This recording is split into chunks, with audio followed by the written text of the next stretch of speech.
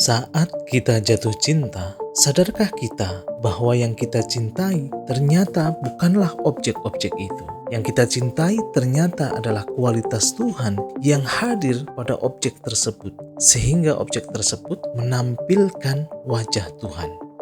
Jiwa yang jatuh dalam pesona ilahi ini akan tergila-gila, mabuk dalam keindahan dan kerinduan pada Sang Kekasih yang tak lain adalah Allah itu sendiri. Sehingga jika disebut nama Sang Kekasih, Allah bergetar hatinya. Idza dzukirallahu wajilat qulubuhum. Disinilah puncak kesadaran, standing as awareness, dan puncak dari tauhid. Cinta seperti inilah yang disebut cinta sejati, cinta yang membebaskan kita dari ego. Sebaliknya, cinta yang tidak didasari kesadaran Tuhan justru akan menjerat kita, mengikat kita, dan memperbudak kita dalam kekalnya penderitaan. Kalau teman-teman disebut nama seseorang yang membuat kita tergetar dan agak deg-degan gitu, itu percikan debu, percikan atom dari cinta. Hah? Gitu. Tadi surat Al-Anfal, apabila dibacakan nama Allah, bergetar hatinya. Nah, Jalaluddin Rumi, terkoyaknya hijab yang menghalangi dia dengan sang cinta, itu dipertemukannya beliau dengan gurunya, Syam Tabrizi. Rumi punya istri, punya anak, tapi dia jatuh cinta yang amat sangat sama gurunya. Kita tidak akan mengenal Jalaluddin Rumi kalau dia tidak bertemu dengan sang kekasihnya, Tuhan sebetulnya, tapi menampil dengan wajah Syam Tabrizi.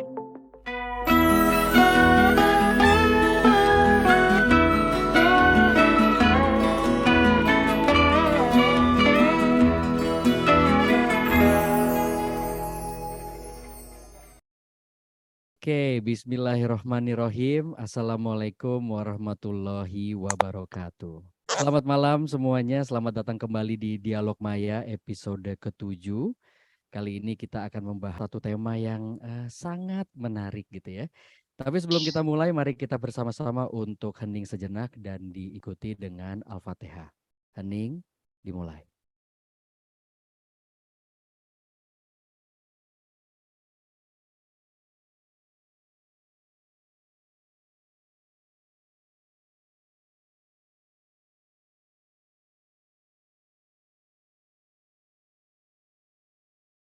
Al-Fatihah. Amin, amin, amin, ya Rabbal Alamin. Alhamdulillah malam ini kita akan berdiskusi tentang cinta. Nah, cinta dalam pemahaman saya adalah sebuah rasa yang disadari oleh manusia. Arti cinta pada setiap orang pun itu sangat berbeda-beda gitu ya. Ada yang mengartikan cinta sebagai hubungan antar makhluk hidup. Ada juga yang menganggap cinta itu adalah suatu tindakan pengorbanan. Dan ada pula yang menganggap cinta sebagai wajah kesadaran. Tapi menariknya, tidak semua cinta yang kita definisikan tadi adalah ekspresi dan wajah kesadaran. Bahkan seringkali nih, cinta bisa menjebak, mengikat, dan berujung pada penderitaan jika cinta itu keluarnya dari apa ya, dari ego gitu ya. Dan di Dialog Maya episode 7 kali ini kita akan mengupas dan mengkontemplasikan lebih tentang cinta sebagai wajah dari kesadaran.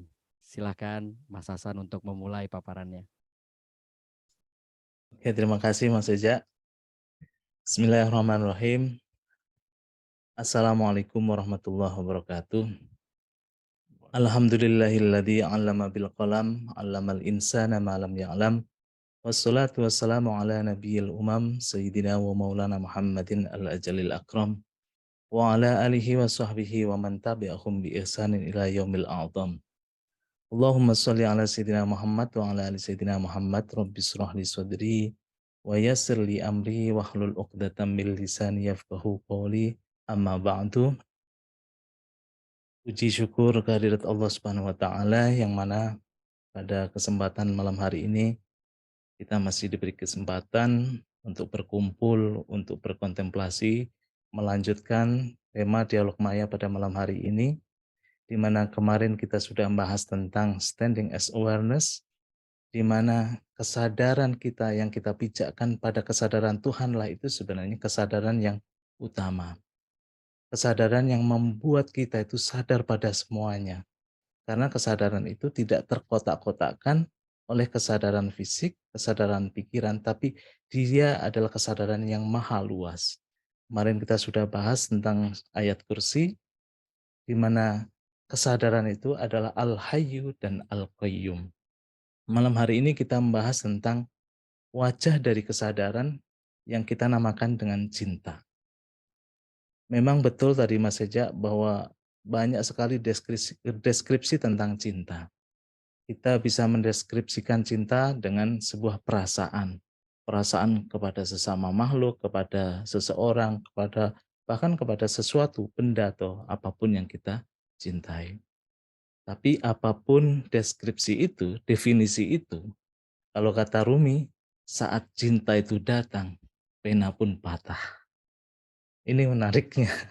Jadi deskripsi apapun sebenarnya mengaburkan dari makna cinta itu sendiri. Karena cinta yang begitu tak terbatas, cinta yang begitu abundant itu sebenarnya tidak bisa dibatasi oleh kata-kata, tidak bisa dibatasi oleh ekspresi apapun itu. Tapi untuk starting point kita memang harus paling enggak tahu apa sih cinta itu dari sebuah definisi, ya kan? Dan itu kan paradok ya. Bagaimana cinta yang harusnya tidak bisa didefinisikan atau tidak bisa dikerangkeng dalam sebuah definisi atau pengertian, tapi kita mempelajari cinta dari sebuah definisi atau pengertian. Tapi nggak apa-apalah, itu mungkin buat start kita aja dulu. Tapi nanti kita maknai cinta yang kita rasakan sebenarnya apa sih? Selama ini yang kita pahami tentang cinta apa? Nanti kita akan kontemplasikan pada tema malam hari ini. Saya share screen ya.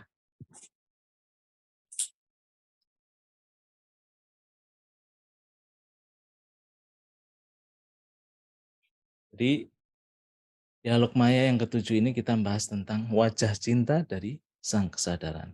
Tentu ini ada kaitan antara cinta dengan kesadaran, ya kan? Nanti kita jelaskan lebih lanjut. Tapi kita awali dengan sebuah definisi, betul kata Mas Sejak tadi. Biar kita paling nggak ada pijakan sedikit lah tentang cinta. Makanya kita pahami cinta dari sebuah definisi bahasa dulu ya. Dalam bahasa Arab, cinta dalam bahasa Arab itu sebenarnya padanan katanya banyak sekali Mas Eja. Kalau bahasa Indonesia itu kan sedikit sekali padanan dari kata cinta, tapi kalau bahasa Arab itu banyak sekali. Dan ini nanti yang akan kita renungkan. Kita masuk ke dalam definisi yang mana. Yang pertama diekspresikan dengan kata hub. Hub itu kalau kita punya keinginan tertentu, nah di situ keinginanlah yang mendorong kita untuk memiliki atau mencintai itu. Yang pertama itu hub. Yang kedua, jadi derivasi dari kata hub itu mahabbah. Cinta itu sendiri. Yang ketiga ada kata syauq. Syauq itu kerinduan. Saat kita terbayang-bayang sama seseorang, entah itu kekasih kita, mantan ataupun yang lain, itu bisa diekspresikan dengan kata syauq. Kerinduan. Berarti kalau kita rindu berarti ada sosok yang kita sadari kan di alam imajinal kita atau di dalam mental kita. Itu kan syauq. Makanya nanti coba ya kita kaitkan antara cinta sama kesadaran. Yang keempat itu syagof, syagofa. Syagofa itu passion atau keinginan besar. Kalau kita punya keinginan-keinginan besar atau kalau kita belajar itu dengan passionate gitu kan. Nah itu sebenarnya juga cinta. Kita mencintai pekerjaan kita, kita mencintai pelajaran yang kita sedang belajar di situ. Itu passion, syagofa. Selanjutnya ada kata ishq. Ini lazim dipakai oleh para sufi itu. Ishq. Ada gairah, ada antusias. Kita kemarin juga sudah membahas tentang antusias, di mana Tuhan itu hadir dalam diri kita, ya kan? Entheusias, gitu kan? Tuhan itu hadir, dan itu yang membuat gairah kita itu kemudian membuncah. Itu kata ishq. Selanjutnya bisa diekspresikan dengan kata mughram. Kalau kita mungkin familiar dengan lagu-lagu Arab, itu ada kata-kata mughram dijadikan lagu. Mughram, qalbi li hubbika mughram. Nah, itu. Mughram itu artinya terpesona. Saat aku terpikat atau terpesona sebuah sosok itu, saya ungkapkan dengan kata mughram atau gharam, gitu kan. Nah, kalau di sholawat itu terpesona dengan sosok Nabi. Selanjutnya, cinta juga bisa diekspresikan dengan kata hawa. Hawa itu ya yang lazim ya hawa nafsu gitu kan. Ada fantasi-fantasi yang kita sadari dan kita inginkan fantasi itu terwujud gitu kan. Nah, itu hawa. Dan hawa ini biasanya dikaitkan dengan sesuatu yang negatif. Tapi banyak juga sih dalam Al-Quran mengutip kata-kata hawa ini. Selanjutnya, cinta diekspresikan dengan kata wajdun, wujdan. Jadi ada perasaan kasih atau perasaan sayang pada seseorang atau sesuatu gitu kan. Jadi kalau sekarang itu kan banyak sekali eh, teman-teman kita yang menjadi penyayang binatang. Ada perasaan menyayangi, ada perasaan mengasihi, ada wujdan di situ. Dan saya nggak kutip banyak sekali, sebenarnya banyak sekali, tapi nggak mungkin dikutip untuk semuanya gitu.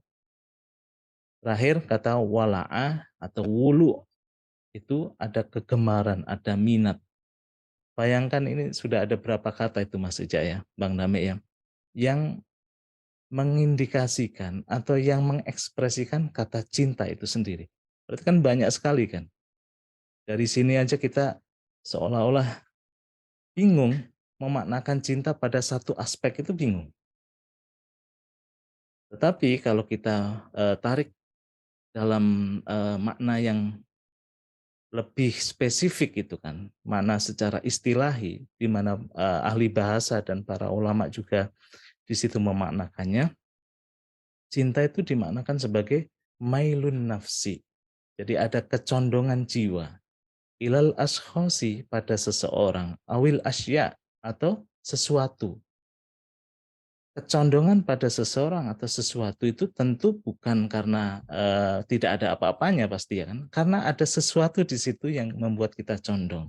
Makanya kecondongannya itu al-asya atau al-ashkhas yang al-azizah, sesuatu yang mempunyai nilai di situ, bernilai. Nggak mungkin kalau di situ nggak ada nilainya, ya kan? Nggak ada sesuatu yang berharga di situ, kita ada kecondongan.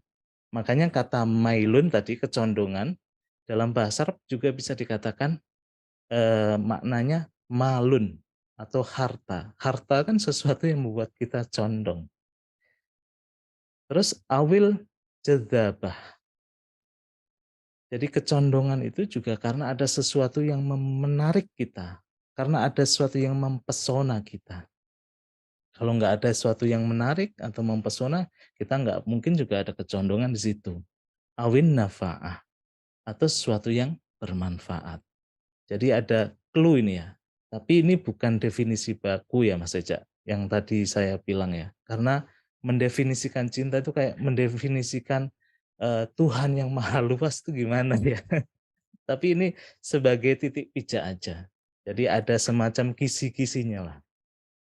Makanya saya ulangi, jadi kalau para ahli bahasa dan para ulama itu mendefinisikan cinta itu mailun nafsi, ada kecondongan atau kecenderungan jiwa ilal ashasi pada seseorang awil asya atau pada sesuatu al azizah yang bernilai awil jazabah atau yang mempunyai daya tarik atau daya pesona awin nafi'ah atau sesuatu yang mempunyai manfaat.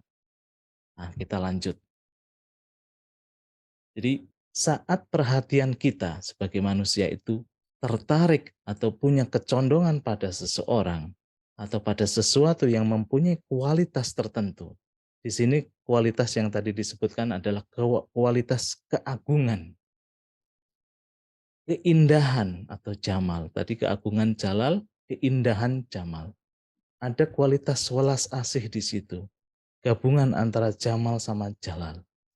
Disitulah manusia itu terjatuh dan tenggelam dalam samudra hati yang tak bertepi. Disitulah dikatakan fall in love. Kita itu jatuh, kita itu tertarik, kita itu condong pada kualitas-kualitas yang agung, kualitas yang indah, kualitas yang penuh dengan welas asih itu. Nanti kita cek ya, definisi ini benar apa enggak.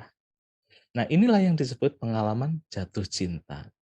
Nanti Mas Eja cek ya, saat jatuh cinta pertama kali sama istrinya, sebenarnya sifat apa yang dominan sehingga Mas Eja itu tertarik di situ kan, bahkan terjatuh dalam kualitas itu. Nah, pengalaman ini uniknya saat kita tertarik atau condong pada kualitas tertentu itu membuat kita tenang, ada sakinah di situ. Benar nggak? Saat kita jatuh cinta pertama kali atau kedua kali, puber ketiga dan sebagainya itu, ternyata kalau kita amati ya, ada kualitas yang menarik kita yang sehingga ketika kita hadir dalam kualitas itu, kita itu ada semacam ketenangan batin, sakinah. Ada happiness and blissful, ada kebahagiaan di situ yang tidak bisa kita ungkapkan gitu kan. Bahkan ada kemabukan yang kita itu mabuk dalam keindahan dan dalam keagungan. Coba bayangkan, ini kan dahsyat ini. Makanya Rumi nggak berani mendefinisikan cinta. Ini kayaknya hanya kita Mas Eja yang rada songong mendefinisikan cinta gitu ya. Namanya juga nggak berilmu ya kan. Iya, iya. Makanya kita belajar nih. Betul, betul. Makanya jika disadari, ini clue-nya ya, jika disadari sebenarnya apa sih yang menarik kita, mendorong kita sampai kita terjatuh. Kalau kita sadari yang mendorong, menarik kita, yang mempesona kita itu sebenarnya bukan objek yang kita cintai. Ya dong, kalau istri kita awalnya wajahnya cantik, kinclong lah ya. Tapi lama-lama memudar. Apakah dengan memudarnya itu masih kita cintai? Nah, ternyata kalau kita amati, kalau kita sadari, ternyata yang membuat kita tertarik bukan itu, bukan objek itu yang sebenarnya kita cintai. Yang kita cintai ternyata adalah kualitas-kualitas ilahi, kualitas Tuhan yang hadir dan manifest pada objek tersebut. Iya loh, saat nih misalkan kita pelihara kucing, pelihara anjing, atau pelihara binatang kesayangan kita, sebenarnya ada Tuhan, kualitas Tuhan yang hadir dalam objek itu. Sehingga objek tersebut menjadi wajah Tuhan, penampilan wajah Tuhan. Dari sini aja Mas Eca, sebenarnya yang kita cintai itu manusianya atau benda-bendanya, atau sebenarnya kualitas Tuhan yang menampil pada benda itu. Ini kan menjadi kontemplasi kita ya, jadi perenungan kita. Selama ini berarti kita salah mencintai. Makanya saat kita mengagungi bunga yang indah, wanita yang cantik, laki-laki yang tampan dan gagah, anak-anak yang lucu, orang yang pandai karena punya ilmu gitu kan. Seseorang yang punya ketegasan, pemandangan yang indah, suasana dan musik yang merdu, misalkan suara dan musik yang merdu. Tas yang indah ini bagi para kaum hawa nih, ibu-ibu nih. Tasnya itu karena bermerek, harganya mahal, nilai seninya tinggi, LV, terus Chanel dan sebagainya itu. Itu ternyata membuat kita itu kayak mengagumi benda-benda tersebut, mengagumi sosok atau seseorang atau suara yang merdu itu. Nah, kalau kita benar-benar sadari, sebenarnya kita sedang mengagumi Tuhan. Kita sedang memuja Tuhan dan mencintai Tuhan. Itulah Mas Eja yang diungkap dalam surat Al-Fatihah ayat pertama. Alhamdulillahi Rabbil Alamin. Segala pujian, segala kekaguman itu, segala pemujaan, segala cinta, itu lillahi rabbil alamin. Itu hakikatnya memuji Tuhan, cintanya Tuhan. Tuhan semesta alam. Nah, kita kan selama ini sering membaca surat Al-Fatihah. Padahal Al-Fatihah sendiri itu artinya pembukaan. Berarti di situ ada batin yang terbuka. Ya kan? Kita terbuka pada apa? Ya kan? Kita terbuka pada Tuhan yang hadir di mana-mana itu melalui kualitasnya yang hadir dalam semua objek. Nah, ini kan luar biasa kan? Alhamdulillahi Rabbil Alamin. Harusnya kita sadar menghadap kemanapun kita menyaksikan yang maha indah itu. Disitulah Rumi mengatakan, jika kau ingin melihat wajahnya, wajah Tuhan, maka tengoklah pada wajah sahabatmu yang tercinta, yang kamu cintai. Karena di situ hadir wajah Tuhan. Ini kan luar biasa ya Bang Dame, Mas Eja ya. Saat kita melihat wajah istri kita, wajah sahabat kita, wajah anak kita yang kita cintai, di situ kita melihat wajahnya. Ini kata Rumi. Ini kan clear, jelas loh. Tapi kenyataannya kita nggak bisa melihat itu. Kenyataannya kita masih tertutup. Dan itu ya kita rame-rame dari awal seperti itu. Kecuali orang yang sudah tersentuh batinnya oleh cinta Tuhan. Nah, makanya ini saya kutipkan dari surat Yusuf, di mana ini terjadi ketika Siti Zulaiha, itu seorang wanita cantik yang menjadi dambaan bagi semua orang itu, jatuh cinta pada sosok Nabi Yusuf. Pada waktu itu Siti Zulaiha banyak dicibir oleh orang-orang yang di luar istana maupun di dalam istana. Katanya, kamu itu kan istrinya orang yang terhormat. Kenapa justru kamu itu malah jatuh cinta pada orang yang dalam naunganmu, yaitu Yusuf. Di dalam cercaan itu, di dalam sindiran itu, di dalam ya kalau sekarang itu gosip dan sebagainya itu, keluar ayat ini. Zulaiha kemudian mengumpulkan orang-orang yang mencibirnya dalam sebuah ruangan gitu kan. Dan kemudian dikasih jamuan, dalam jamuan itu dikasih hidangan sama dikasih sikin. Sikin itu pisau. Bismillahirrahmanirrahim. Falamma sami'at bimakrihinna. Maka tatkala wanita itu, yaitu Siti Zulaiha, mendengar cercaan mereka. Arsalat ilaihinna. Kemudian diundanglah wanita-wanita itu yang mencercanya itu. Wa'atadat lahunna muttaka'an. Disediakan bagi mereka tempat duduk dan diberikan kepada mereka masing-masing sebuah pisau untuk memotong jamuan.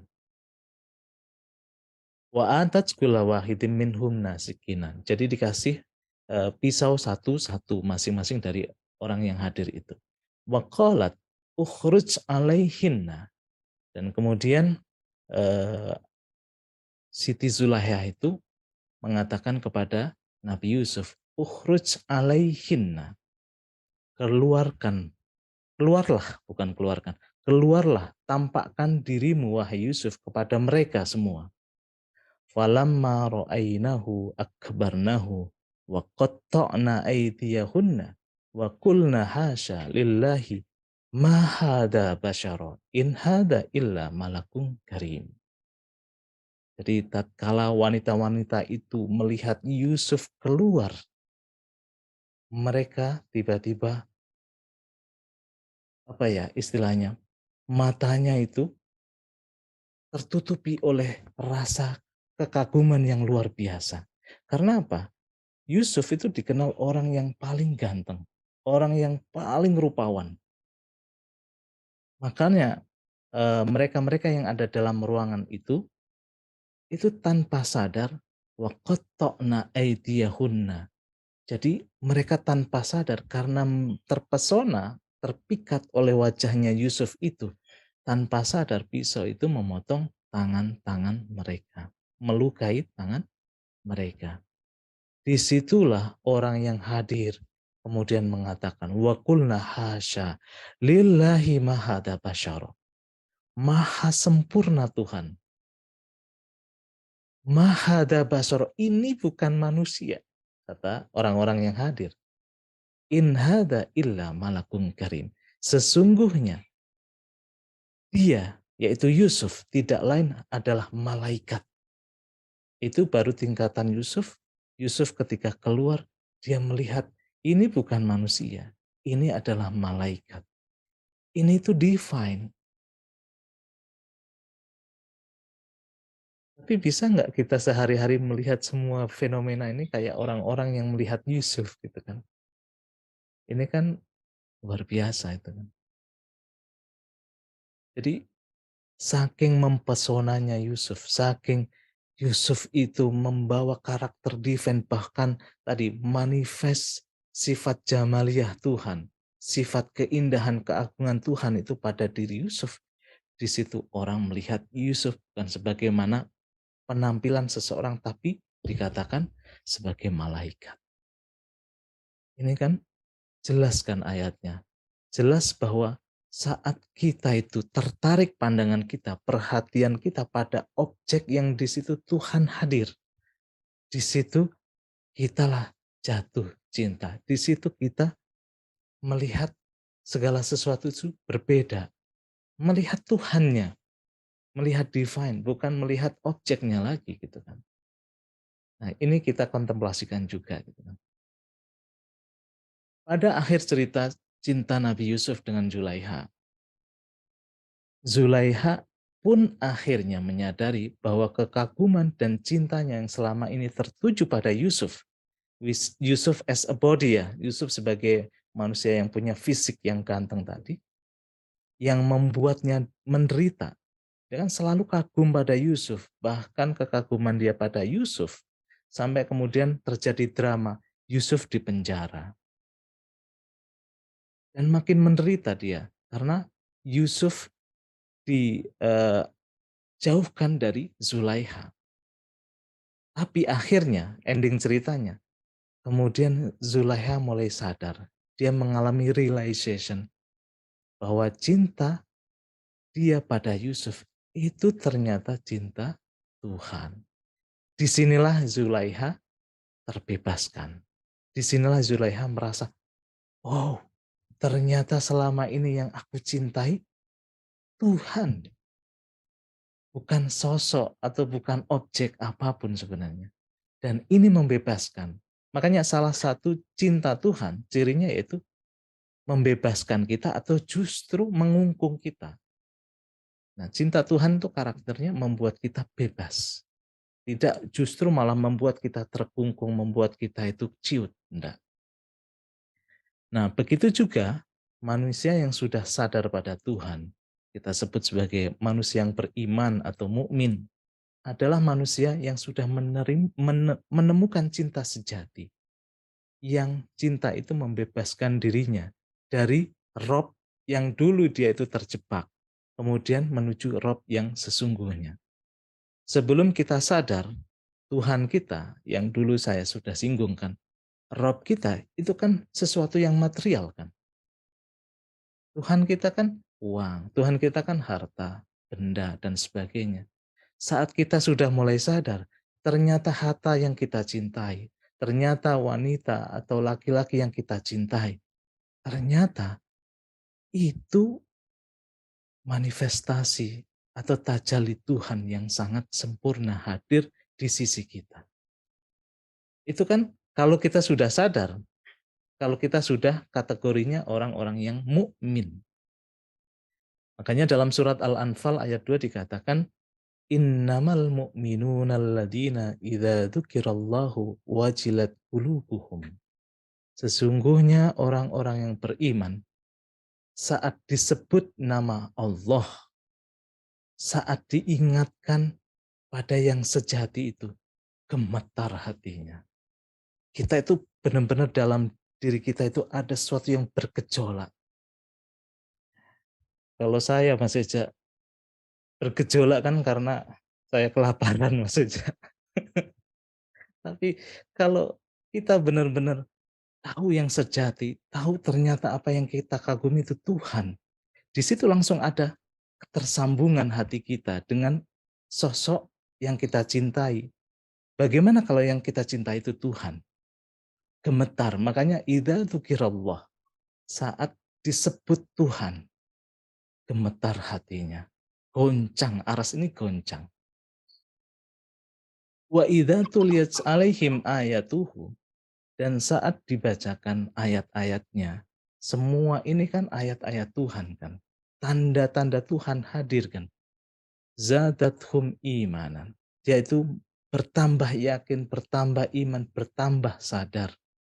Wa ala rabbihim yatawakkalun, dan kemudian dia berpasrah dan bertawakal pada Rob itu yang menghubungkan dia dengan Tuhan yang sebenarnya. Jadi tidak berhenti pada objeknya, tapi bahkan terhubung pada segala sesuatu kualitas yang menampil pada objek itu. Itu. Cinta ini bagi Rumi disebut sebagai perasaan universal. Tadi yang Mas Eja katakan. Ini perasaan, sebuah rasa, tapi bukan pada sesuatu yang partikular lagi. Tapi ternyata terhubung dengan perasaan yang universal. Perasaan yang nggak tahulah kita menyebutnya seperti apa. Itulah yang disebut dengan Tuhan.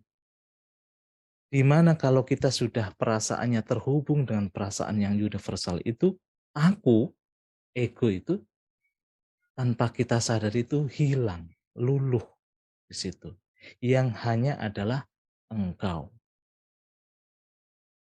Ingat saat kita jatuh cinta kan? Kemanapun ada bayanganmu, dimanapun ada bayang, semua itu bayangan yang kita saksikan itu Tuhan. Nah itu kan perasaan seolah-olah di dalam ini ada dia, seolah-olah di tempat ini ada dia. Bahkan lagu saat kita ketemu pertama kali sama dia itu kayak semua ini mengingatkan dia. Semua ini kayak menyambungkan perasaan ini pada dia.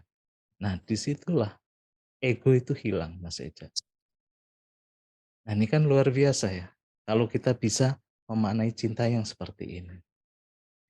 Dan ini dikonfirmasi oleh, kalau saya baca Robiah Al-Adawiyah dalam sebuah doanya kan, Ya Allah, apabila aku menyembahmu karena takut akan siksa nerakamu, bakar neraka itu, bakar diriku dengan apinya, gak ada gunanya aku beribadah. Bila sujudku padamu karena mendamba surga, tutup rapat-rapat pintu surga itu. Namun bila ibadahku demi engkau semata, jangan sekali-kali palingkan wajahmu, karena aku rindu menatap keabadian keindahanmu. Aku rindu menatap abadinya keindahanmu. Nah itu kan tidak mungkin doa dari orang yang tidak sadar. Tidak mungkin doa bagi orang yang cintanya itu terbatas pada objek-objek tertentu. Tidak mungkin. Maka disinilah saya katakan puncak cinta, puncak kemabukan, puncak ekstase itu, dan puncak kegilaan. Kalau kita sebut ada yang namanya orang jazab. Orang itu kesadarannya itu terangkat atau tersedot dalam perasaan universal itu. Disitulah puncak kesadaran yang sebenarnya. Yang tadi saya katakan, kemanapun ada bayangmu, dimanapun ada bayangmu, itu kan kesadaran puncak Mas Eja. Jadi kita melihat dimanapun itu ada bayangmu, itu kan sadar banget kan. Disitulah standing as awareness gitu kan. Kita melihat apapun itu sebagai wajah Tuhan, penampilan dia itu kan. Dan ini yang membebaskan ikatan kita atau attachment kita pada dunia. Kita jadinya freedom. Disitulah puncak tauhid. La ilaha illallah.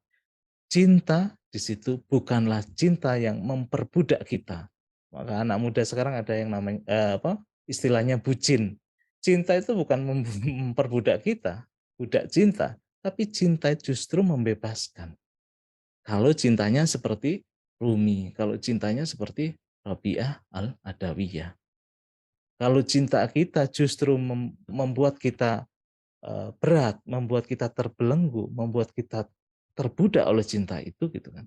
Itu berarti bukan cinta Tuhan, itu ego sebenarnya. Melalui cinta Tuhan inilah kecerdasan, kreativitas penciptaan, keberlimpahan, inspirasi itu mengalir. Ya, yang saya tulis dalam caption Dialog Maya itu kan Mas Eja. Saat saya mengalami jatuh cinta, tiba-tiba saya bisa nulis puisi. Tiba-tiba ada kecerdasan yang hadir dalam diri saya. Tiba-tiba bisa melukis, tiba-tiba bisa menciptakan syair lagu. Nah itu kalau nggak kecerdasan yang memang berasal dari cinta, nggak mungkin. Tapi cintanya tentu ya bukan cinta semata karena mencintai seseorang, terus ketika orangnya itu sudah tidak ada, kemudian terus berpisah dengan kita, kemudian kita jadi galau. Bukan itu. Cinta di sini kalau kita sadari adalah cinta merupakan pengaliran dari Dia. Disinilah inspirasi itu mengalir dari dalam diri, menjadi imajinasi, dan kemudian turun menjadi karya seni. Ini kan dahsyat. Ini Ibnu Arabi itu kan salah satu karyanya, Tarjuman al-Ashwaq. Itu isinya puisi-puisi yang romantik. Di situ kalau banyak perdebatan sih. Ada orang yang mengatakan puisi Ibnu Arabi ini lebih pada suatu yang sensual gitu kan. Tapi enggak, justru itu cinta pada Tuhan diekspresikan. Nanti kalau sempat teman-teman membaca buku Ibnu Arabi Tarjuman al-Ashwaq. Nah, sebaliknya, kalau tadi kan cinta yang terhubung dengan Tuhan, tapi kalau cinta yang terputus, kita nyebutnya cinta dunia, hubbud dunia.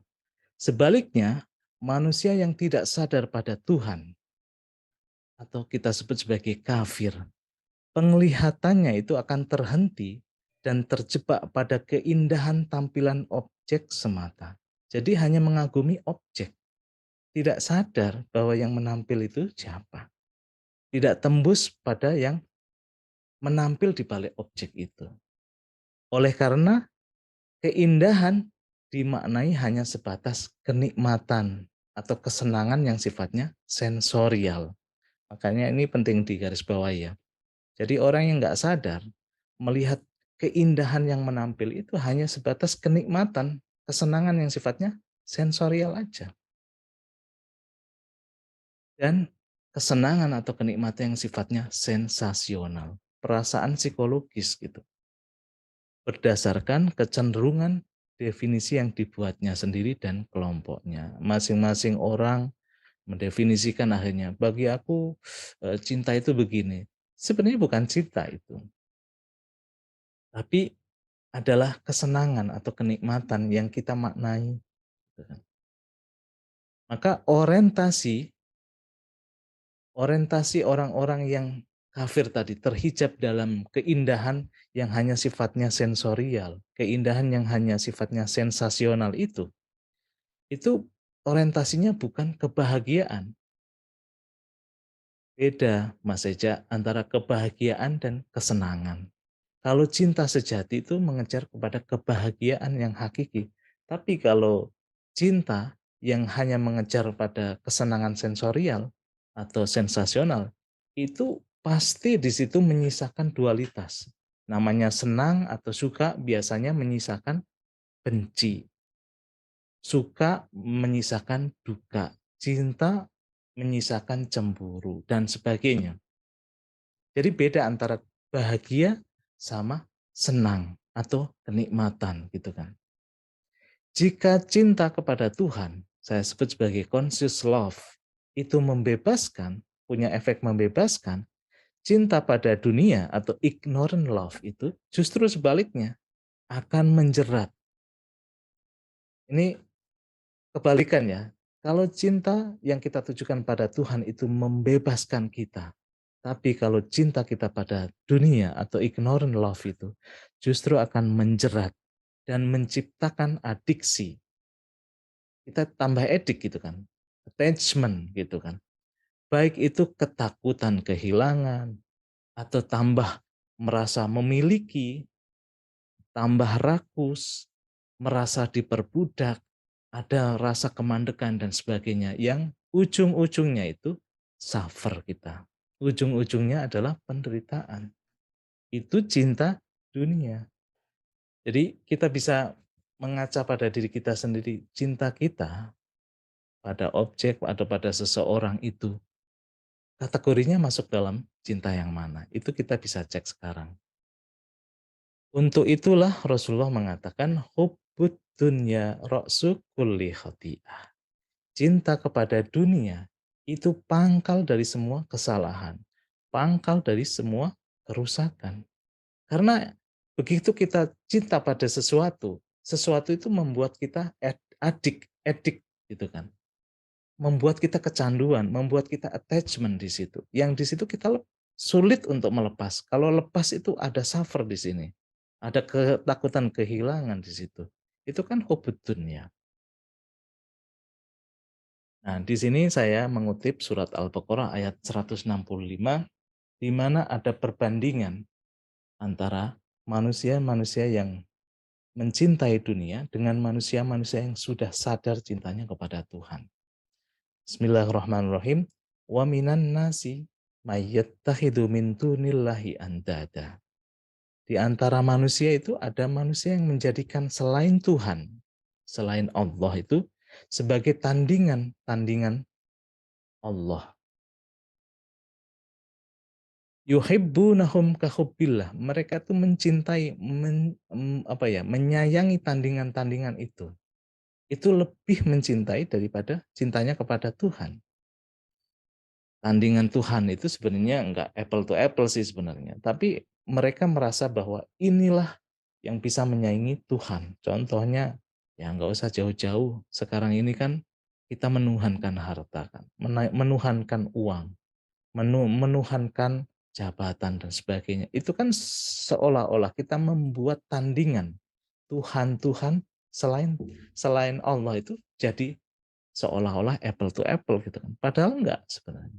Tapi mereka itu mempunyai perilaku seperti itu karena ya enggak sadar. Tapi walladzina amanu asyaddu hubban lillah. Orang-orang yang sudah iman, orang-orang yang sudah sadar itu berbeda.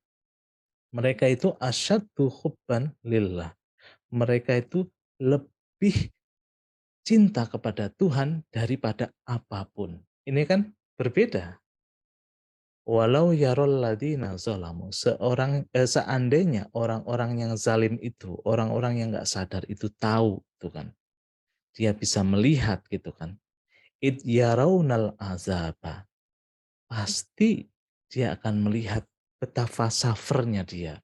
Betapa dia itu tersiksa karena sudah mencintai sesuatu yang tidak sejati. Padahal annal quwata lillahi jami'ah. Sesungguhnya kekuatan apapun sebenarnya milik Tuhan. Emang harta kita bisa menyelamatkan kita? Enggak. Itu mungkin hanya menolong sesaat aja. Tapi yang menyelamatkan Tuhan. Kekuatan apapun milik Tuhan. Wa annallaha syadidul adab. Untuk orang-orang yang cintanya pada selain Tuhan itu, Allah azabnya itu sangat pedih. Sebenarnya Tuhan tidak mengazab mereka, mereka mengazab dirinya sendiri. Mereka menceburkan dirinya dalam suffering, dalam kedukaan, atau dalam penderitaan itu. Itu kan yang terjadi. Dan terakhir, nanti sebelum saya sedikit puterin lagu, biar agak ini ya Mas Eja ya. Jalan menuju cinta Tuhan itu seperti apa? Dalam ayat Al-Quran, kalau kita benar-benar ingin menuju cinta Tuhan, Itu banyak sekali cara. Dan cara satu-satunya kalau menurut aku ya, itu mengikuti orang yang sudah sadar, orang yang sudah terlebur dalam cinta Tuhan. Disitulah diekspresikan dalam surat Ali Imran ayat 31. Tuhan mengatakan, Qul in kuntum tuhibbunallah. Katakanlah wahai Muhammad, jika kalian semua itu mencintai Allah, fattabi'uni, ikutilah aku. Ikutilah Muhammad maksudnya. Kenapa mengikuti Muhammad? Karena Muhammad sudah sadar pada Sang Maha Cinta itu. Karena Muhammad kecintaannya itu sudah, makanya disebut sebagai Habibullah, Rasulullah, disebut sebagai cintanya Tuhan. Habib, manusia yang dicintai Tuhan. Yuhibbukumullah wa yaghfir lakum dzunubakum. Jika kita itu mengikuti kekasih Tuhan, maka otomatis kita dicintai oleh Tuhan. Kita dicintai oleh Allah. Wa yaghfir lakum dzunubakum, dan dihapus semua ignoran kita, dosa-dosa kita. Wallahu ghafurur rahim. Dan Allah itu Maha mengampuni, Rahim, juga Maha menyayangi. Satu-satunya cara kalau kita belum bisa mencintai Tuhan, ya ikuti orang yang sudah realize God, orang yang sudah sadar pada Tuhan, orang yang sudah terlebur dalam cinta Tuhan. Makanya kemudian ikuti para ulama. Tentunya ya, ulama yang disebut ulama benar-benar punya kualitas ketuhanan. Dia sudah sadar pada Tuhan. Tidak ulama predikat yang kita sematkan aja gitu kan. Itu kan bisa jadi menjebak juga. Dan terakhir saya akan memutarkan lagu yang di sini terkait sama cinta. Sama-sama Mas Hasan, terima kasih juga untuk paparannya. Wah, luar biasa ini. Ini saya sih kalau jadi apa ya, mikirnya cinta itu tidak bisa didefinisikan, cinta itu tidak ada batasannya, tapi yang jelas kita sebenarnya yang kita cintai itu adalah kualitasnya gitu. Kualitasnya yang sebenarnya kita lihat sepanjang hari gitu ya, sepanjang hari biarpun jauh ataupun itu dekat, semua kualitas itu sebenarnya ada, tapi kadang-kadang kita gimana ya, buta atau pura-pura buta gitu untuk melihat untuk melihat apa namanya kualitas tersebut. Silakan Bang Dame untuk ditambahkan sambil menunggu teman-teman yang ingin bertanya.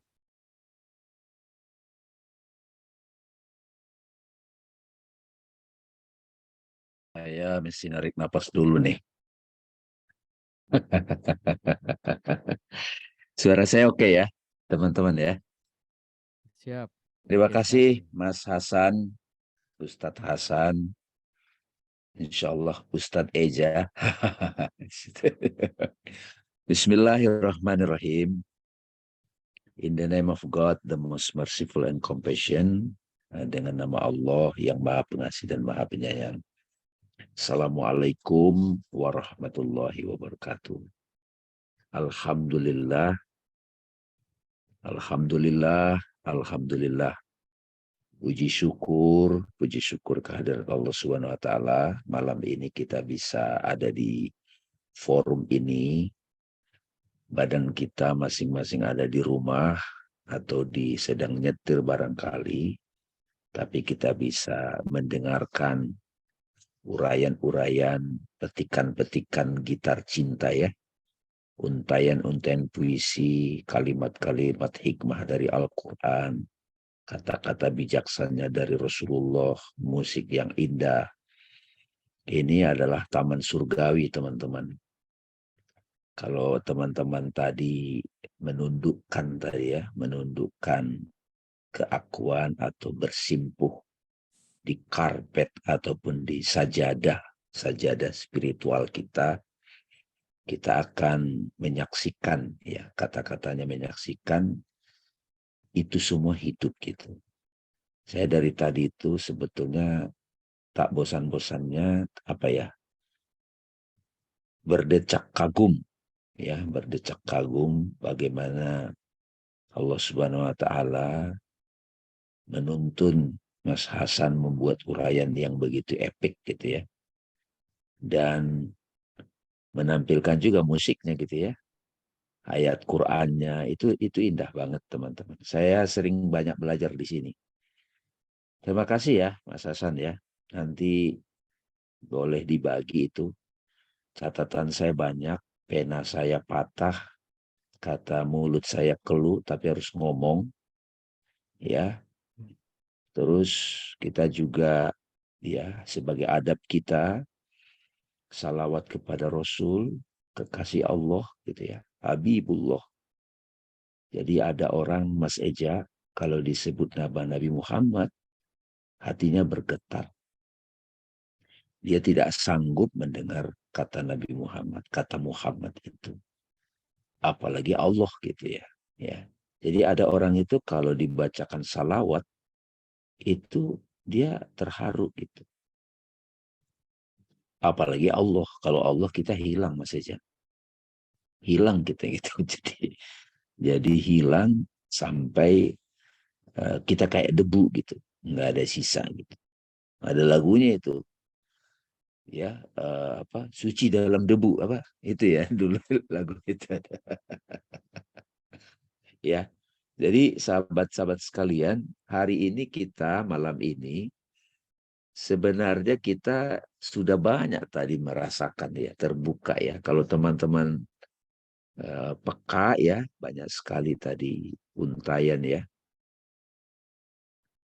Kesadaran, kesadaran aku atau Allah gitu. Aku adalah nama Allah juga teman-teman. Aku. Innani anallah. Nah, ketika disebut aku, Mas Eja, teman-teman, Allah sendirian gitu. Aku. Hanya dia aja. Nah, ketika aku berekspresi, ya berekspresi, kun, fayakun, jadilah seluruh alam semesta ini. Nah, itu adalah cinta. Cinta adalah aspek aktif dari kesadaran. Ketika cinta, kesadaran belum aktif banget, tapi dia sudah identik dengan kedamaian, sakinah. Kesadaran itu juga salah satu nama lainnya adalah peace. Tapi begitu dia aktif Mas Eza, itulah yang disebut compassion, love. Ya, orang yang senyum-senyum sendiri gitu loh, nggak ada sebabnya gitu. Tapi jangan lagi ini Mas Eza, lagi ngegelek gitu ya. Boleh juga sih gitu. Dia lagi. Atau dia nggak usah pakai unsur lain, nggak usah pakai instrumen lain. Bahkan dia cuma hanya bernapas gitu. Dia memejamkan mata. Gitu. Siapa yang bernapas? Siapa lagi kalau bukan kesadaran? Siapa lagi kalau bukan aku? Siapa lagi kalau bukan roh? Saat dia bernapas dengan sadar, teman-teman bisa lakukan sekarang. Aku adalah damai, gitu. Peace. Aku adalah space. Terus dia berekspresi dengan aktivitas yang enthusiasm, life, joy. That's love. Jadi nggak ada lagi istilah Arjuna mencari cinta gitu loh Mas Eja. Eja mencari cinta gitu, Dami mencari cinta. Hasan mencari cinta, nggak ada lagi. Ketika sudah sampai pada keterbukaan ini, apalagi yang mau dicari kalau sudah berada di lembah suci. Jadi tadi sudah diurai banget detail-detailnya. Dikasih ke mantra gitu. Kalau teman-teman disebut nama seseorang yang membuat kita tergetar dan agak deg-degan gitu, itu percikan debu, percikan atom dari cinta. Hah? Gitu. Tadi surat Al-Anfal. Apabila dibacakan nama Allah, bergetar hatinya.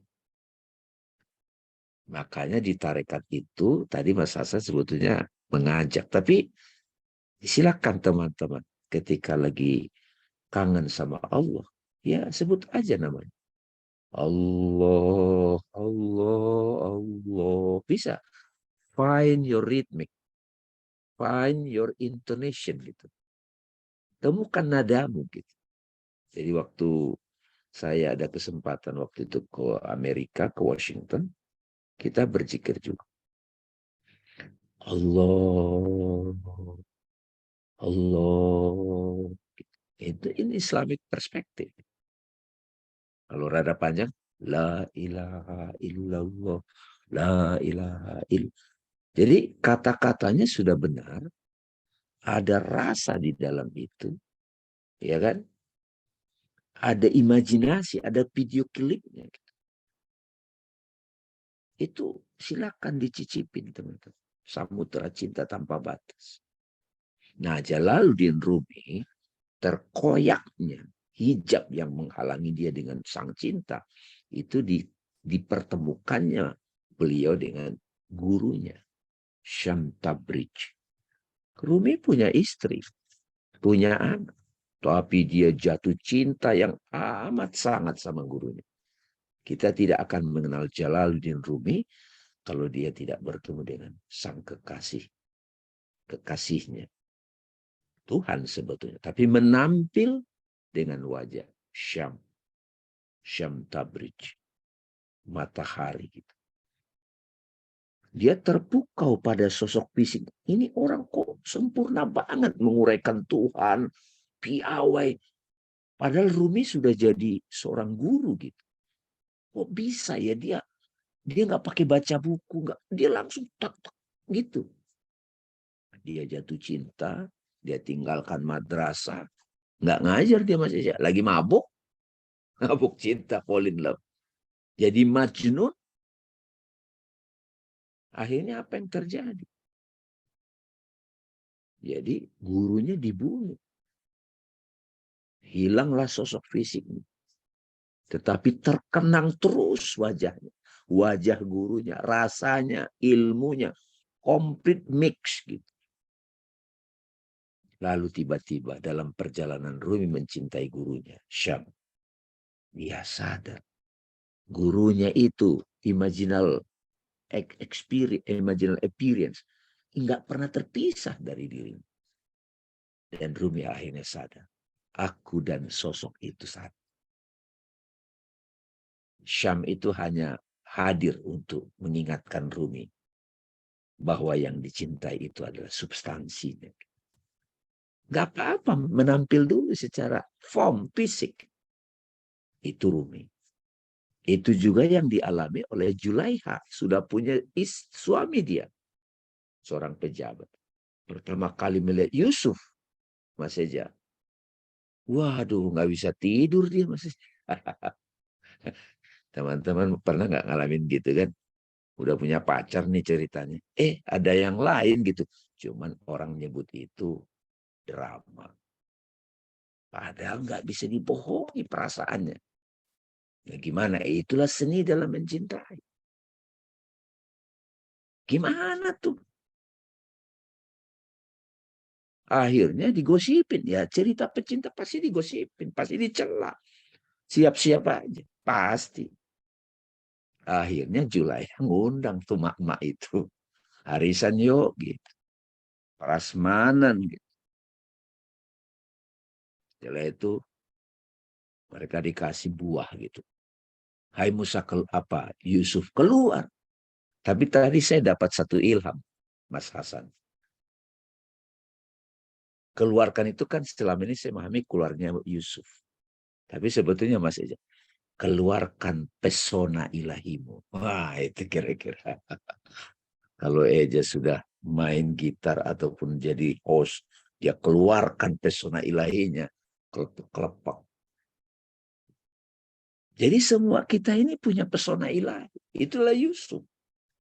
Tapi memang ada yang sudah sempurna. Kalau kita bisa bertemu dengan sosok, mau namanya guru, sahabat, ibu, istri, suami, teman. Tapi jangan maksa. Jangan imposin. Nah itu nanti kejebak tuh. Ada deritanya itu, possessiveness. Ada drama cemburu. Wah itu ribet itu. Tapi kalau tiba-tiba kita tergetar, memalingkan perhatian masih wow. Oh, nah sekarang ada nih perspektifnya Mas Ija. Itu sebenarnya pesona ilahi yang menampil gitu loh. Buk, pesona ilahinya lagi nongol gitu. Siapa yang nggak jatuh cinta?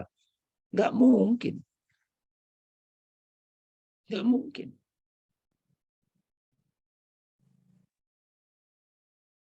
Tidak mungkin.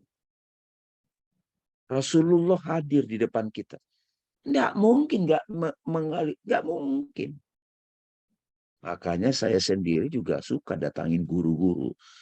Karena kalau cinta SMA itu kurang dahsyat Mas Ija. Kurang gitu. Tapi itu sudah bagian dari cicipan. Itu teman. Bisa alam juga. Apapun. Bisa musik. Ya. Kalau saya jatuh cinta juga sama not ini. Tadi Mas Hasan kan santri tuh. Itu loh. Lagunya Nina Simon itu. Waktu pertama kali saya dengar itu. Merinding-merinding gitu Mas Eza. Birds flying high. You know how I feel. Sun in the sky. You know how I feel. Breathe drifting on by. You know how I feel. Tahu nggak sih yang gua rasain?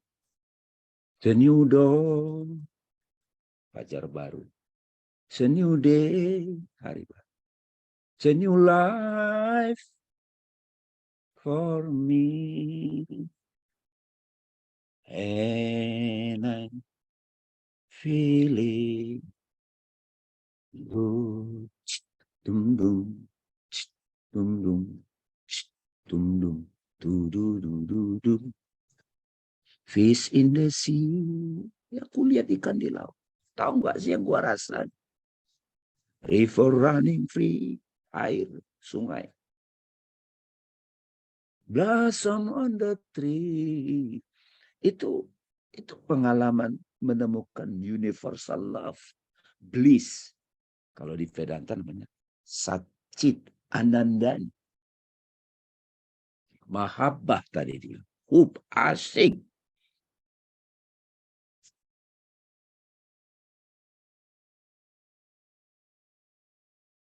Jadi kalau sudah kita disentuh cinta itu, Mas Eja, sekarang kita tahu cinta adalah wajah kesadaran. Wah itu zikirnya nggak lagi sholat aja itu Mas Eja. Bukan lagi ritual sholat lagi. Nggak usah ajarin dia sholat khusyuk. Udah pasti khusyuk. Jadi kalau yang masih gimana ya cara sholat khusyuk, nah, itu belum jalan cinta. Jalan penderitaan dulu baru khusyuk. Jalan penderitaan. Ya, jadi teman-teman, ya Mas Hasan ya. Jadi kalau orang belum bisa dapat jalan cinta yang oh gitu, ya dia dikasih derita. Karena dalam derita itu kita tertunduk, ya nggak Mas Hasan? Tertunduk. Nggak mungkin kita bertemu cinta kalau nggak tunduk. Nggak bisa. Kalau ada sombong, nggak bisa. Tidak bisa masuk kafilah cinta. Dilarang masuk. Sistem semesta melarang.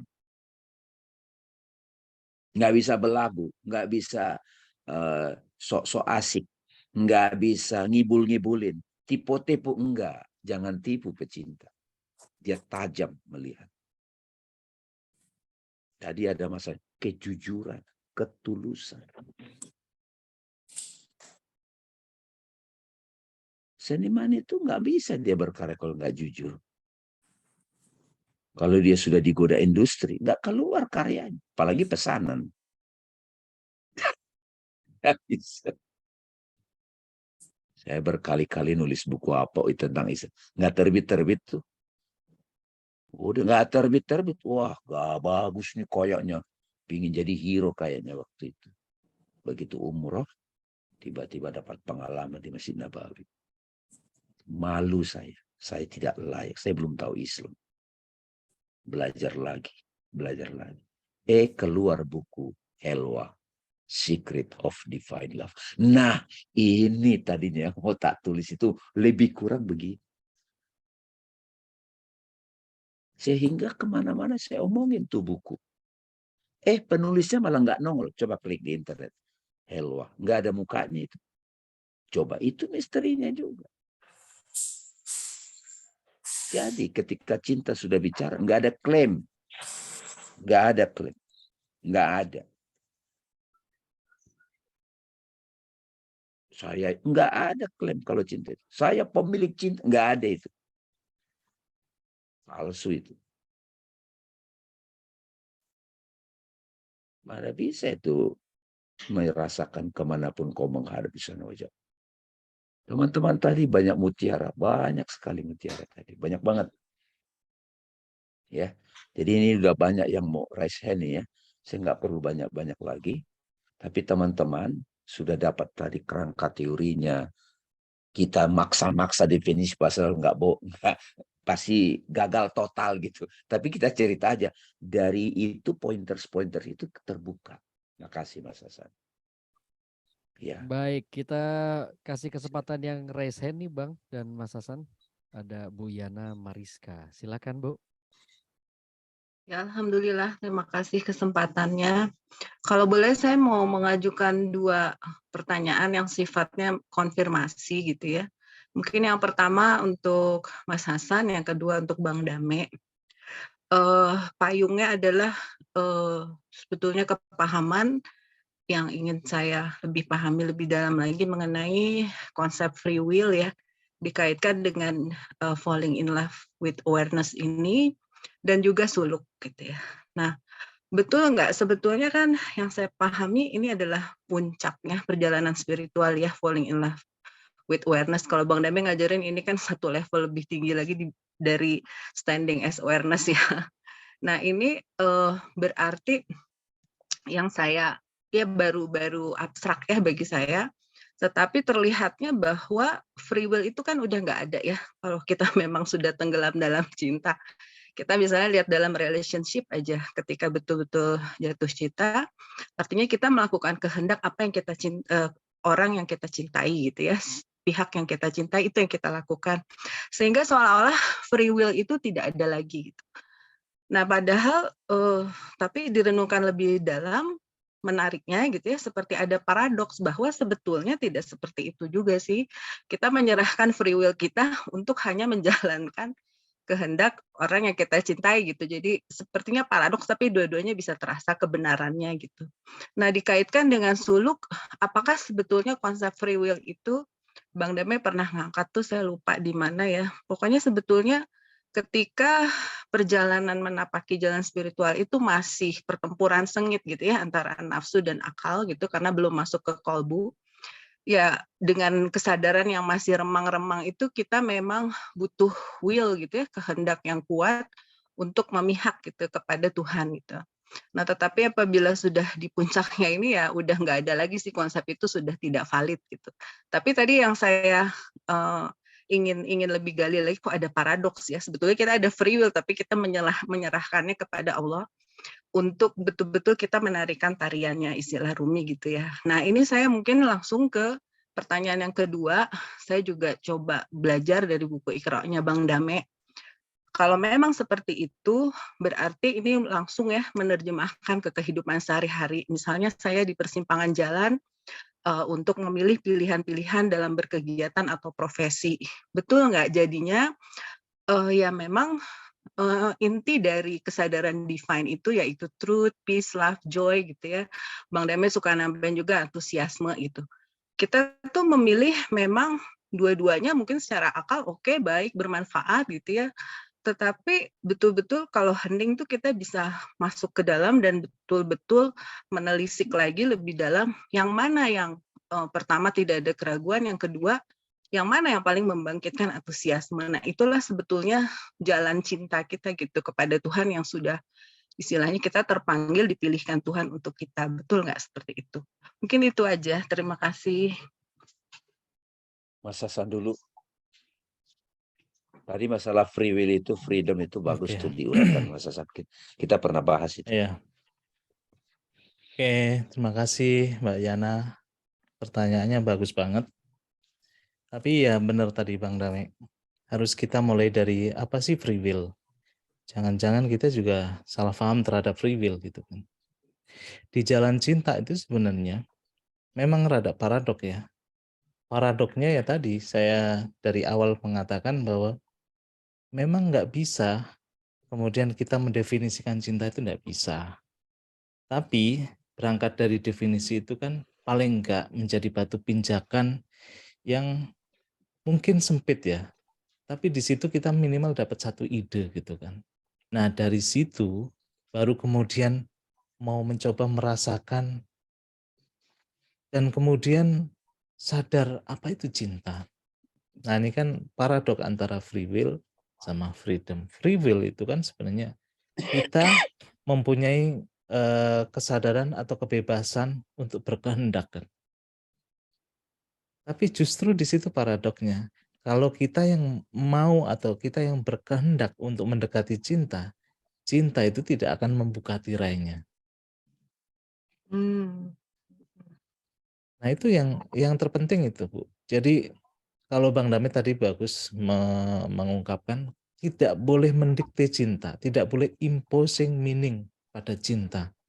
Kita itu kadang-kadang karena lahir dalam sebuah tradisi itu sudah bahkan baik buruk terus indah tidak indah kita kan yang sebenarnya mendefinisikan. Tuhan tidak pernah mendefinisikan ini indah ini tidak indah. Tidak. Ada yang baik buat manusia, ada yang buruk buat manusia karena itu ada kerugian nanti. Kalau biasanya terkait sama makanan itu, hobi saat gitu kan. Sesuatu yang menjijikkan, sesuatu yang membuat kita itu tidak sehat, itu memang dilarang agama, dilarang Tuhan. Tapi untuk urusan cinta, kita tidak boleh mendefinisikan. Biarlah kita tunduk atau tawadhu. Tadi kan ada rendah hati untuk kosong. Karena disitulah Tuhan yang akan mengisi rasa itu. Makanya kan dimulai dari perhatian kita yang tersedot gitu kan. Bukan kita yang mau mencoba, oh ini bagus enggak ya, ini enggak. Kitalah yang sebenarnya fall in love. Kan makanya bahasa Inggrisnya itu bagus tuh. Kitalah yang jatuh in love dalam cinta itu. Kita yang tersedot dalam kualitas pesona ilahi tadi Bang Dami bilang. Iya kan? Karena kalau kita maksa-maksa mencintai anak kita, mencintai pasangan kita dan sebagainya, itu yang ada ego, Bu. Dan itu siap-siap kecewa. Pasti kecewa. Anak-anak ada ekspektasi nanti kalau besar jadi ini ya, nanti biar orang tua senang dan sebagainya. Pasti kecewa. Pasangan juga gitu. Makanya kalau saya sendiri ya, mencoba untuk diri saya, benar-benar membuka seluas-luasnya. Al-Fatihah tadi kan membuka ruang batin, ya namanya Fatihah itu kan artinya membuka kan. Membuka ruang batin seluas-luasnya untuk Tuhan itu hadir. Kalau Tuhan sudah hadir baru kita mengenali, oh iya ya. Selama ini yang aku lihat ini nggak sadar tiba-tiba jadi indah. Oh iya ya, kenapa harus ada masalah? Masalah itu indah. Tapi kalau batin kita tuh belum mengalami keterbukaan, ya hanya bisa melihat fenomena as fenomena gitu kan. Jadinya nggak ada cinta di situ. Makanya ada rasa rendah hati, ketawaduan gitu kan, ketulusan gitu, yang menjadi prasyarat kita itu bisa menyaksikan Dia yang Maha Indah gitu kan. Dan itu biasanya tanpa diusahakan gitu kan. Enggak. Itu kalau kita lagi flow gitu, kesadaran mengalir santai gitu, itu justru malah hadir biasanya. Dan saya pribadi nih Bu, ini pengalaman saya, mungkin Bang Rame juga ya. Membikin materi ini itu sudah 2 minggu yang lalu. Saya mencoba memaksa untuk bikin materi, nggak dapat ya. Justru Nah, harus minus ekspektasi ya. betul, betul. Nah, saat pikiran saya santai mendengarkan musik, tiba-tiba makna itu hadir gitu kan. Oh, Hmm. maksudnya begitu ya. Bahkan misalkan kita membaca ayat Quran, loh kok beda ya maknanya. Karena apa? Kesadaran kita itu tadi nggak maksa, relax, ada kerendahan hati. Bisa kita bantu sih melalui musik, bisa kita bantu melalui nada-nada kayak tadi Bang Dami. Itu membuat pikiran itu relax, tawadhu gitu, bukan sepaneng gitu kan. Nah itulah, kalau batin kita seperti itu, Tuhan sendiri kok yang hadir. Makanya kalau kata Siddhartha itu saat kita kosong, dialah yang mengisinya. Kosong tapi juga isi. Dan disitulah cinta itu hadir. Monggo Itu ditambahin Bang cinta Dame. murni tadi itu ya, yang ada di Iya, lagu itu ya. Jadi iya, iya, nggak betul. terkait sama identitas, atribut, sosial, Nggak ekonomi ada. dan lain-lain. Iya, iya. Justru Rumi juga malah mengatakan bahwa kalau cinta itu masih ada identitas agama, ada tindak, itu bukan cinta. Hmm. Itu namanya asobiyah. Itu namanya cinta yang dikerangkeng dalam sebuah definisi atau sebuah baju-baju tertentu. Makanya dalam lagu tadi kan seluruh warna itu luntur di hadapan cinta itu. Karena selama ini kan kita masih identifikasi diri kita dengan baju, warna, golongan, kelompok dan sebagainya. Di hadapan cinta semua itu luntur. Di hadapan cinta semua itu luluh. Gitu kan. Ya, ya. Monggo Bang Dami, silakan. Ya, jadi pada waktu orang bertanya kepada Rumi, apa itu cinta? Engkau dikenal sebagai guru cinta. Orang bertanya gitu, Mas Eja, apa itu cinta? Terus tiba-tiba Rumi gini, "Shh."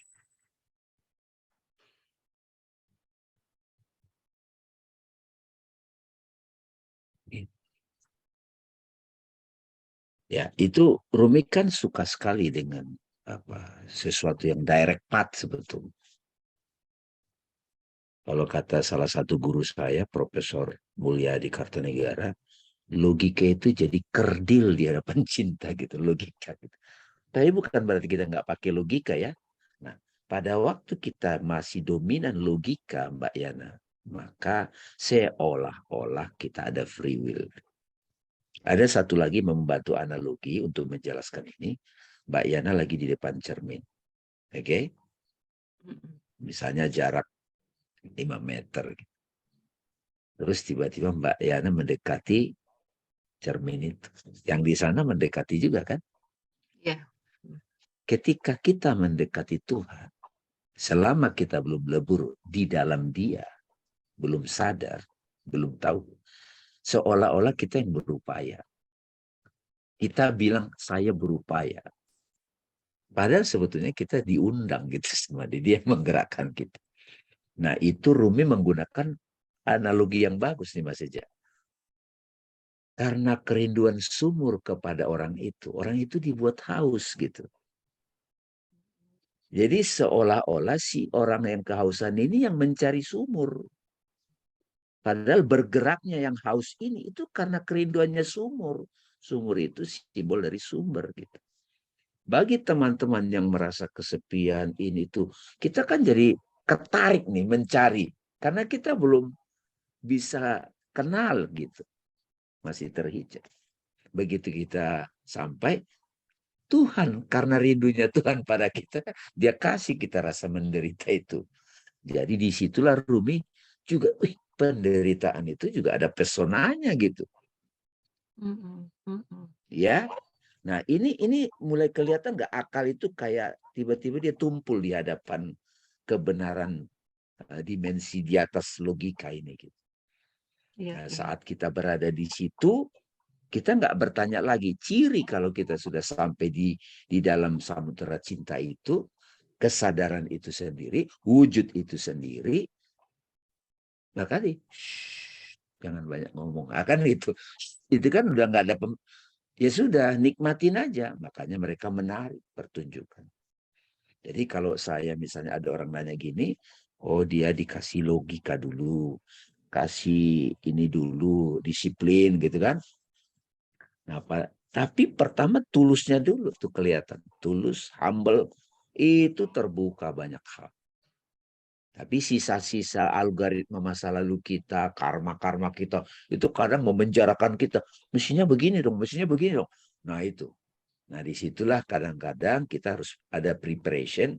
Nah dibekalilah misalnya ilmu-ilmu apa Ihya Ulumuddin kalau Imam Al-Ghazali, bekali dirimu dengan syariat. Filosofi gitu kan. Begitu sudah mulai nyebur, dikit pertemukanlah kita dengan sahabat. Itu pasti ketemu. Rumi nggak bersengaja menemui Syam. Sama seperti teman-teman datang ke forum ini. Nggak ada kan yang dipaksa datang ke sini. Aduh, nggak enak nih sudah di... Nggak ada. Ya nggak Mas Eja? Ini kan nggak enakan, bukan karena nggak enakan kan. Nggak ada. Jadi kalau udah mulai datang ke satu taklim, aduh nggak enak kalau nggak datang. Ah ini harus self inquiry itu. Kalau udah mulai begitu, self inquiry. Tapi bukan berarti itu kita tolak. Tapi begitu kita sudah mulai bisa menyadari, saya datang ini kok terasa tulus gitu. Taufik gitu. Dan hidayah terbuka. Dan kemudian teman-teman, nah di Al-Quran ada juga, begitu kita ketemu tanda kehadiran Tuhan. Wa min ayatihi an khalaqalakum min anfusikum azwaja litaskunu ilaiha wa ja'ala bainakum mawaddatan warahmah. Di antara tanda-tanda kami, kata Allah, kami ciptakan dari jenismu pasangan-pasangan. Itu plural yang membuat kamu sakinah. Nah itu bertanda tuh. Kok saya adem ya ketemu orang ini? Kok di ruangan ini saya adem ya? Gitu. Cukup dulu.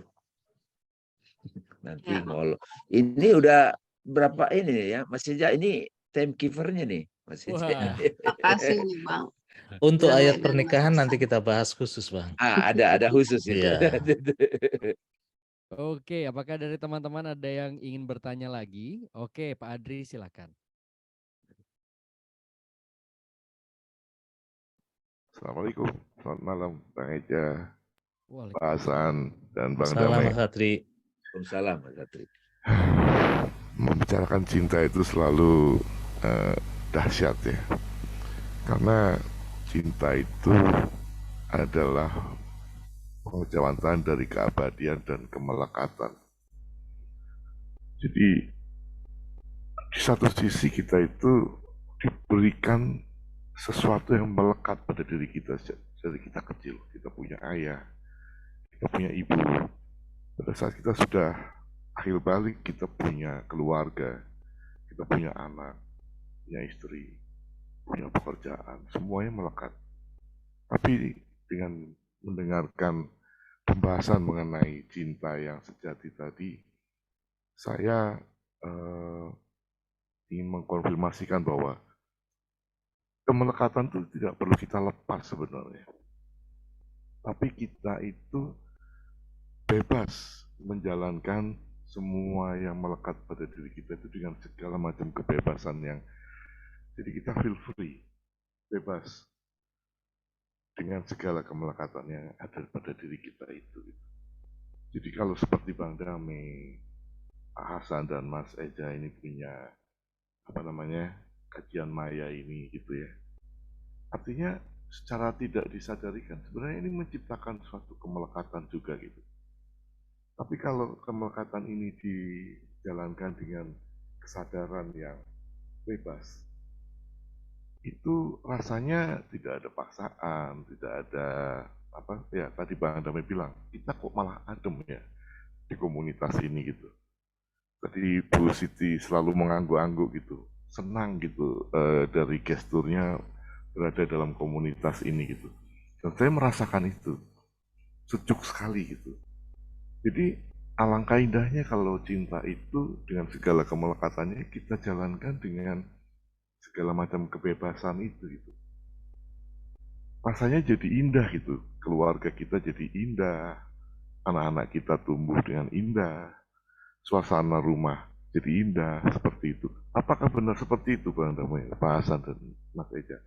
Mohon konfirmasinya, terima kasih. Silakan Mas Eja dijawab.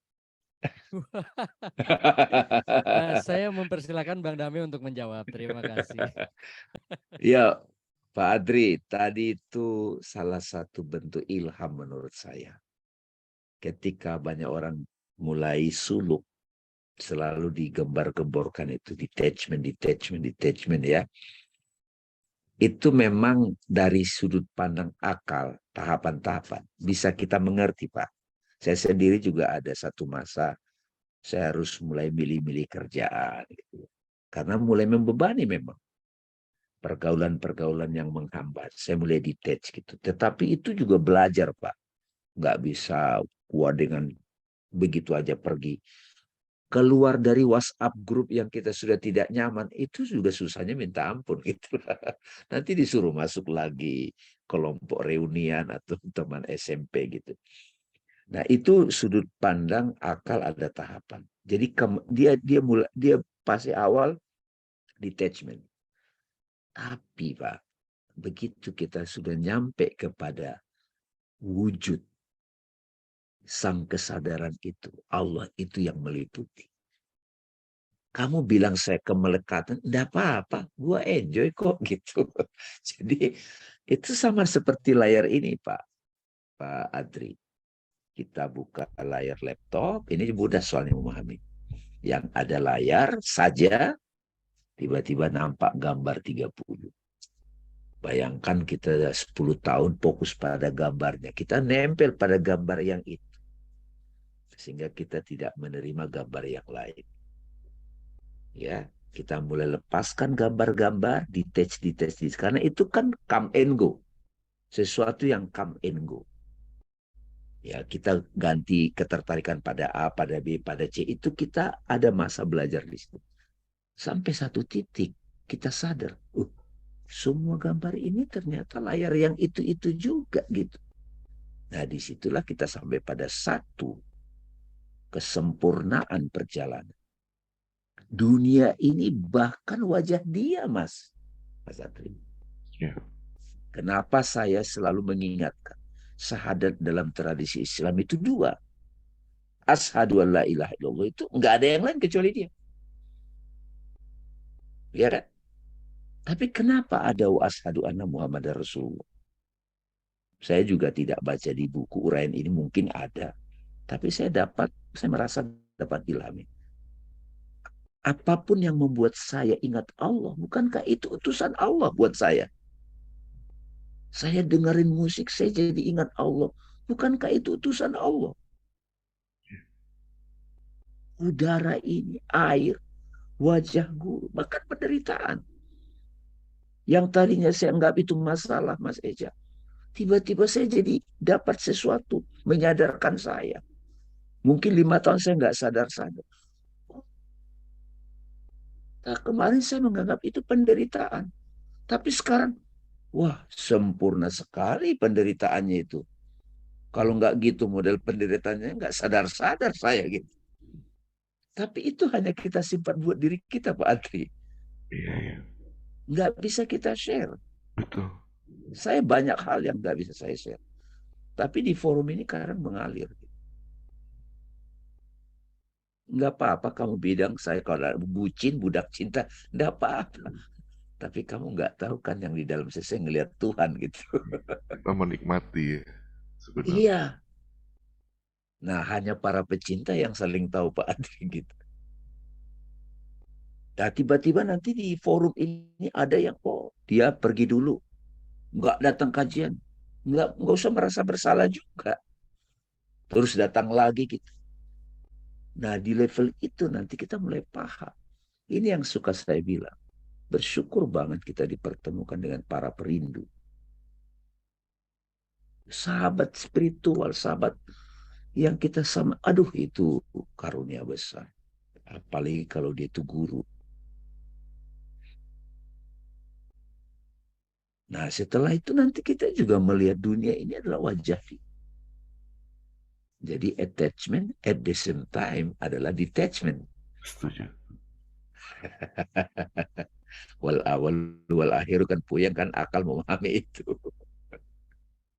Saya mau kasih tahu yang terakhir nih Pak Adri. Ya, Tadi tambahin Mas Hasan.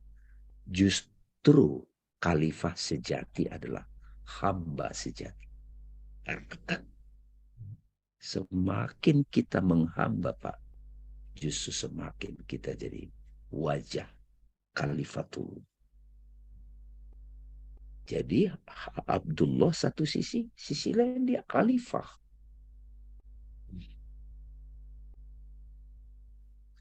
Kehancuran saat yang sama adalah kebangkitan. Makanya kiamat bukan cuma kehancuran maknanya, tapi juga kebangkitan.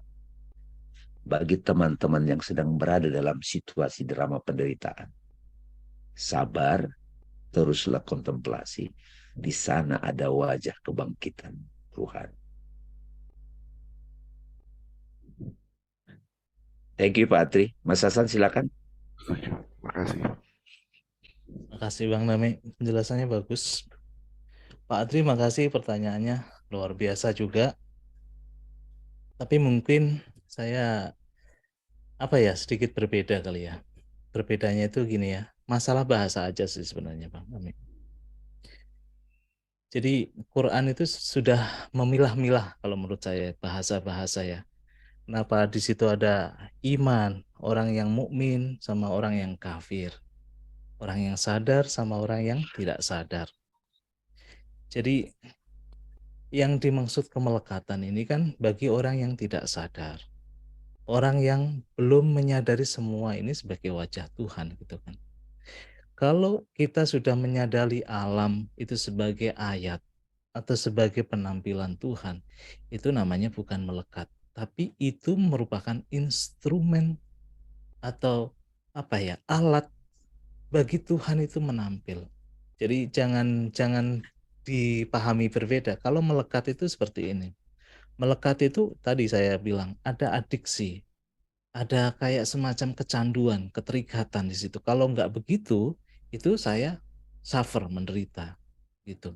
Tapi kalau kita memahami tubuh saya, tubuh kita ini, terus pikiran saya sebagai instrumen kesadaran itu menampil. Justru melalui tubuh ini saya kemudian sehat, saya bisa kontemplasi, pikiran saya sehat, saya bisa mengenal Tuhan. Itu bukan melekat namanya.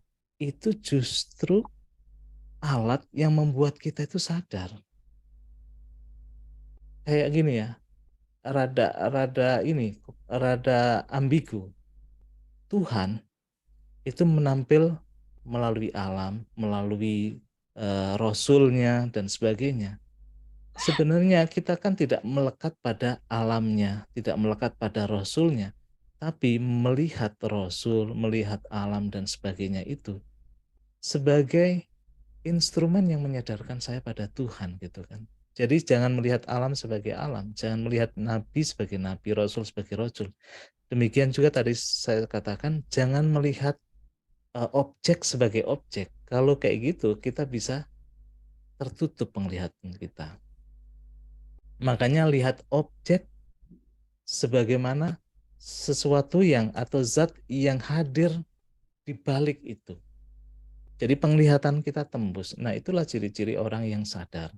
Orang-orang yang penglihatannya tidak terhalang pada satu tempat atau satu fenomena, satu manifestasi gitu kan, tapi bisa melihat Tuhannya. Nah, makanya kalau saya sih lebih memaknai bahwa di dunia kita terikat, tapi keterikatan kita tidak maknai sebagai yang menjebak kesadaran kita, tapi disitulah instrumen Tuhan itu hadir untuk menyelamatkan kita. Bayangkan tanpa badan yang sehat kita nggak bisa sholat kok. Bayangkan tanpa harta benda kita nggak bisa haji, umroh dan sebagainya. Tapi jangan maknai bahwa itu sesuatu yang menjebak kita. Tapi kalau dengan kesadaran itu jadi instrumen terbaik Tuhan. Penderitaan tadi kata Bang Dami, itu kalau kita maknai sebagai alat, Tuhan itu hadir di dalamnya, itu luar biasa. Tapi kalau kita menderita, tapi justru malah suffer di situ, malah di situ tergoncang, terkoyak dan sebagainya, malah tambah menderita, tambah nggak sadar. Kemelekatan ya. Nah, itulah kemelekatan. Makanya kuncinya kalau menurut saya, kemelekatan itu identik dengan ketidaksadaran. Tapi kalau kemelekatan kita maknai sebagai kesadaran, kemelekatan itu adalah instrumen Tuhan untuk menyadarkan kita gitu kan. Anak bisa menjadi melekat, tapi anak kita bisa belajar loh dari anak. Tuhan yang hadir dalam jiwa yang masih pure, masih murni itu banyak sekali inspirasi yang dihadirkan. Bang Dame misalnya ya, banyak sekali terinspirasi dari Arif. Itu tidak dibohongin, ya kan Bang? Itu kalau kita menjadikan anak, harta dan sebagainya sebagai wasilah. Wasilah itu kan hanya kendaraan aja kan, sebagai instrumen. Tapi kalau itu menjebak kita, justru memberatkan kita, disitulah kemelekatan. Disitulah azab sebenarnya. Itu dua sisi yang harus disadar ya. Saya tambahin Pak Adri, ini bagus nih kalimat Mas Hasan. Ini terima kasih nih bagi penanya sehingga jadi terbuka ya lebih detail. Justru ketika kita sadar pada kemelekatan itu, itulah cinta. Nah, betul. Itulah cinta. Betul. Ya. Kesadaran kesadaran standing as itu kan kayak nggak ada yang lain kan. Tapi begitu di dalam kemelekatan pada barang itu, kita rawat barang itu. Wah, kamu melekat banget sama barangmu. No, it's love. Yes, betul Bang. Sudah bisa dilihat kan? Bukan kesadaran menampung sebagai bukan. Tapi kalau satu saat memelihara itu love. Tapi saat yang sama ketika pada moment itu dia bisa tegas juga, dia bisa power juga. Ya. Sepakat. Alhamdulillah ya. Alhamdulillah. Terima kasih Bang. Alhamdulillah. Secara kasat mata, Bang. Ya. Secara kasat mata kan kita kan nggak bisa membedakan kan. Orang itu burung aja dirawat, dikasih makan dan sebagainya. Itu bisa dua memaknainya. Karena melekat dengan burung itu, atau karena kecintaan dia pada burung sehingga dia merawat, terus kemudian ngasih makan dan sebagainya. Tapi kan kalau yang melihat dari bukan dirinya gitu kan, itu kan pemaknaan kita tergantung pada orang yang di persepsi luar, masing-masing. persepsi, iya. Nah itu makanya sebenarnya benar-benar kata Bang Dame, kemelekatan kalau disadari artinya tidak jadi kemelekatan lagi. Iya. Itulah love. Iya. Betul, kebebasan dari kemelekatan ya. Bahkan Pak Adri, ketika dengan sadar kita merawat sesuatu itu love, maka hasilnya beauty. Betul. Ya, itulah art. Iya. Ya, itu. Luar biasa. Pesona. Luar biasa. Terima kasih teman-teman. Makasih. Ini sampai jam 2 nanti ini. Silakan Mas Eja.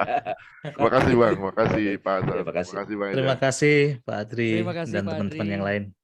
Terima kasih banyak untuk Bang Dame juga Mas Hasan. Sekali lagi kita belajar malam ini. Semoga ilmu-ilmu yang kita dapatkan hari ini, cinta-cinta yang kita rasakan pada malam hari ini dapat berguna bagi hidup kita ke depannya.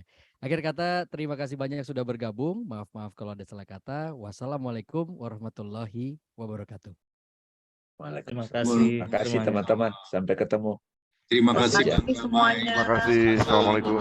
Mas Reza. Selamat beristirahat. Terima Terima kasih. kasih Bang Dame, Mas Hasan, Mas Reza. Assalamualaikum.